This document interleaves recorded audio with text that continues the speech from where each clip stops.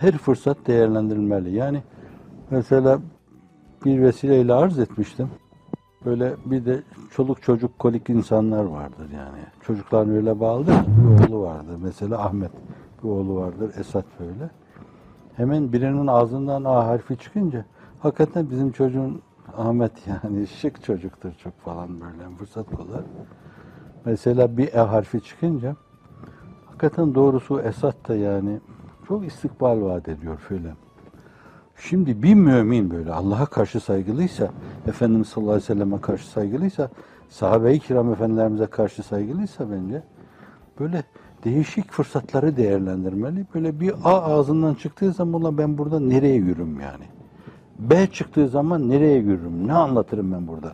C dendiği zaman C'yi nasıl değerlendiririm? Ç dendiği zaman nasıl değerlendiririm? Ben bunu fırsat kollamalı mutlak orada. Ha siz şunu demek istiyorsun derim ben bir açılış yaparım oradan. İçimi dökerim orada anlatırım. Makul. Usulüne uygun anlatmaya çalışırım. Bu mevzuda gerçek dertli olmanın ifadesidir. Ve elimdeki bütün argümanları o istikamette değerlendiririm. Allah'ın ben değil yani ben onu yaptım yok da yani bir mümin olarak öyle yapması lazım. Bu manada dedim yoksa ne hal?